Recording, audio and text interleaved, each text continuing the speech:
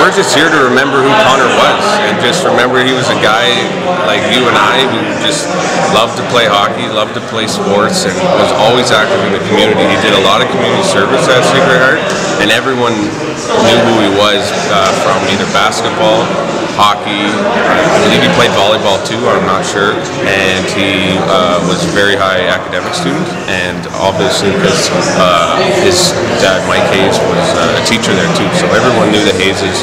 They were a great family in the community, and it just meant a lot for the older guys to get out and represent Connor to play the younger guys. I mean, we gave it our all. It was a close game, and so it was nice to see so many people wanted to be here. I created a Facebook event for it, and I had a lot of positive feedback from people outside the country, on the other side of the country, saying they wish they could be here and stuff like that. So.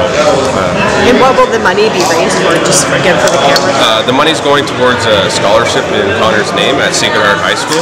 It goes for a student who tries really hard, puts in the effort, tries to balance school and sports, but just doesn't have the grades there. So this scholarship is going to someone who the teachers vote on that they think deserves it.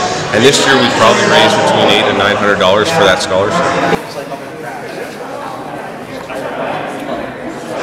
Today's a nice day for Connor's friends to get together and remember Connor. I'd say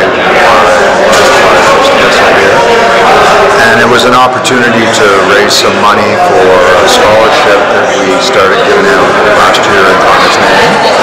And the kids that played and the spectators that attended have been very generous. And there's money there to keep the scholarship going forward for a few years. So we had fun playing hockey and raised some money.